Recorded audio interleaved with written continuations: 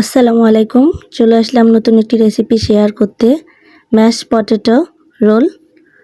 তো ভিডিওটি শেষ পর্যন্ত দেখতে থাকবেন। প্রথমেই একটি ছোট বাটি নিয়ে আমি 1.5 চামচ পরিমাণ ময়দা দিয়ে দিব এবং অল্প অল্প করে পানি ঢেলে ময়দার একটি মিশ্রণ তৈরি করে নিব। অবশ্যই মিশ্রণটি খুব পাতলাও হবে না, আবার খুব বেশি ভারীও হবে না, মিডিয়াম স্তরে রেখে আমি একটি চামচ দিয়ে ভালোভাবে মিশিয়ে নিব। এই যে আপনারা দেখতে পাচ্ছেন আমার মেশানো হয়ে গেছে।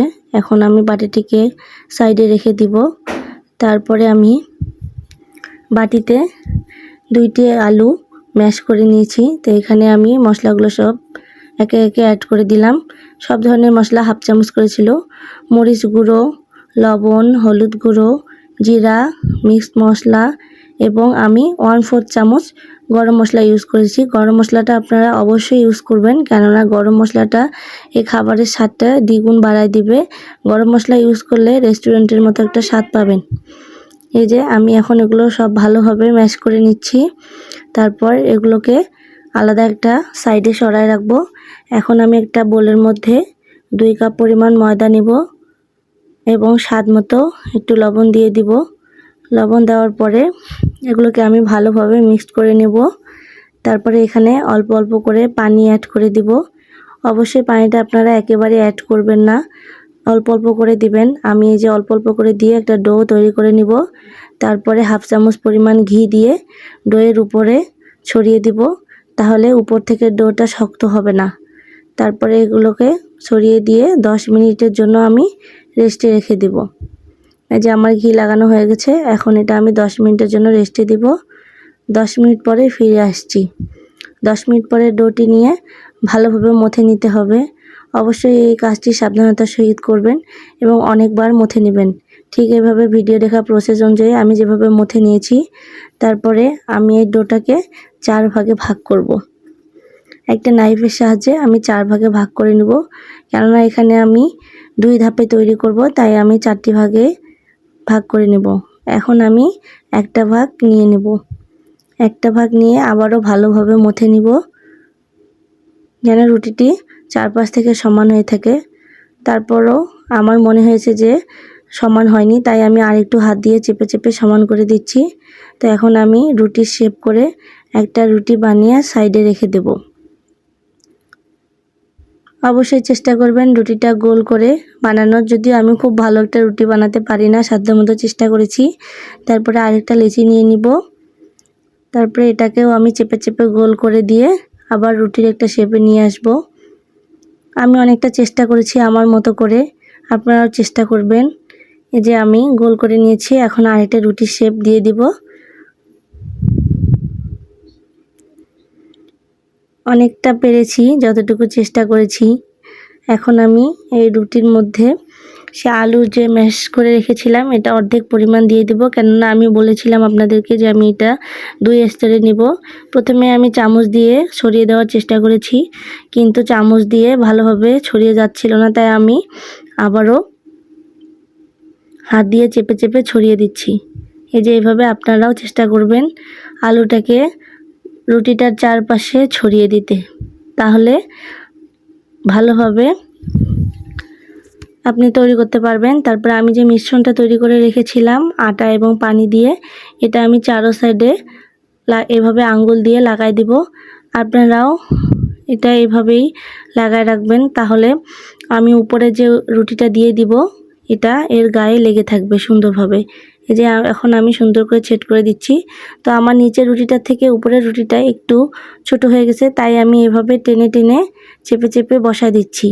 আপনারাও এভাবে করতে পারবেন, সমস্যা নাই। এটা টেনে টেনেই বসে দেওয়া যাবে, কেননা এটা হচ্ছে হালকা কুসুম গরম পানি দিয়ে বানানো ডো, এটা এমনিতেই বাড়ে। এই যে আমি তারপরে বেলুন দিয়ে চেষ্টা করেছি, কিন্তু আমার মনে হয়েছে যে ভিতরে কিছুটা পরিমাণ বাতাস ছিল, তাই বেলুন দিয়ে করা যাচ্ছিল না। আমি হাত দিয়ে চেপে চেপে এভাবে বসায় দিচ্ছি।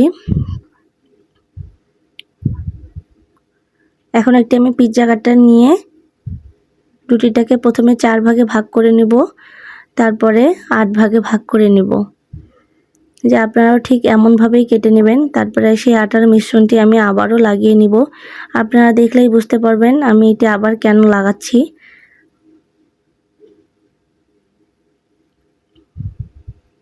এখন এই যে এইভাবে ঘুরিয়ে ঘুরিয়ে আপনারা এইভাবে একটা শেপ দিবেন, তাহলেই তৈরি হয়ে যাবে আপনাদের সেই ম্যাশ পটেটো রোল।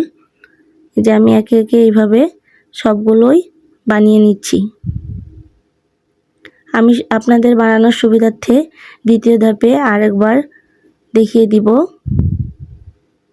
যে আরেকটি লেচি নিয়ে আমি আবারও ঠিক ভিডিও দেখা সেম প্রসেস অনুযায়ী আবারও রুটির শেপ করে বেলে নিব। অবশ্যই চেষ্টা করবেন লেচিটা ভালোভাবে মুথে নিতে, তাহলে আপনার রুটির শেপটা গোল হবে।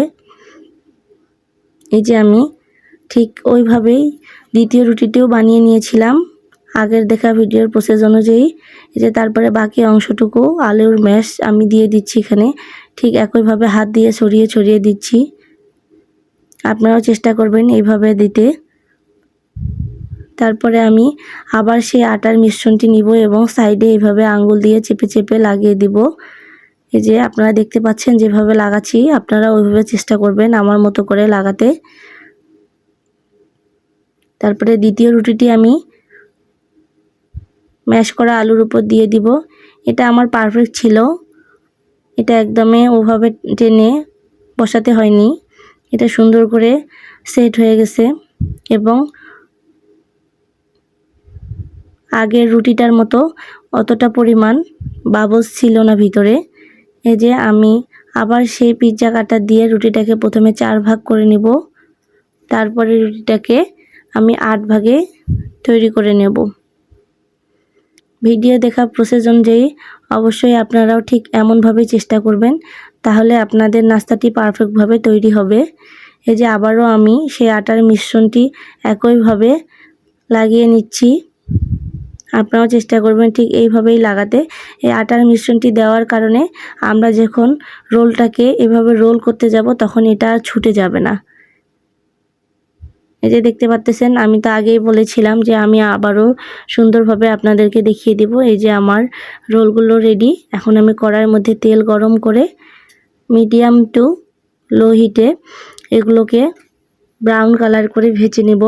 অবশ্যই চুলার জালটা মিডিয়াম টু লো এভাবেই রাখতে হবে, হাই দেওয়া যাবে না, কেননা তাহলে সেই রোলটা পুড়ে যাবে কিন্তু ভিতর থেকে শক্ত হবে না। অবশ্যই আপনারা চেষ্টা করবেন এইভাবে ভাজতে। তারপরে একটা সাইড হয়ে গেলে অপর সাইডটি উল্টিয়ে দেবেন, তাহলে এইভাবে আপনাদের রোলটা পারফেক্ট হবে।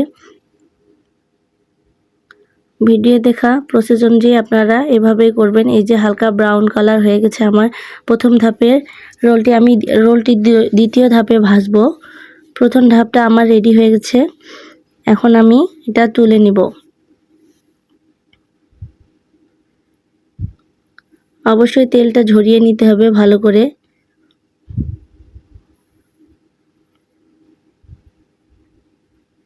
এখন আমি একটা চালনির সাহায্যে রোলগুলোকে তুলে নেব। তারপর একটা প্লেটের মধ্যে নিয়ে নিচ্ছি। আমি এখানে 2টা টিস্যু দিয়েছি যেন এক্সট্রা তেলগুলো টিস্যুটা নিয়ে নেয়। এখন আমি দ্বিতীয় ধাপে আবারও রোলগুলো দিচ্ছি। এগুলোকে ঠিক উল্টো পিঠ ভাবে ভেজে নিতে হবে। এক পাশে হয়ে গেলে আর এক পাশে এভাবে উল্টায় দিতে হবে, যেন অন্য পাশটাও ব্রাউন কালার পর্যন্ত আমরা অপেক্ষা করতে থাকব। ব্রাউন কালার হয়ে গেলে তারপর এগুলোকেও আমি তুলে নেব। এই যে ঠিক সেম ভাবে প্রথম ধাপের মতোই ব্রাউন কালার এসেছে, আমি এখন এগুলোকে তুলে নেব। এই তো রেডি হয়ে গেছে আমার ম্যাশ পটেটো রোল। আপনারাও এভাবে চেষ্টা করবেন আমার মতো করে এই সুস্বাদু রোল বানাতে, তাহলে আপনাদের ঝটপট বিকেলের নাস্তা হিসেবে ইউজ করতে পারবেন আপনারা, কিংবা আত্মীয় আসলে ইনস্ট্যান্ট এগুলো বানায় আত্মীয়কে পরিবেশন করতে পারবেন। তো সবাই ভালো থাকবেন, আমার জন্য দোয়া করবেন। আল্লাহ হাফেজ।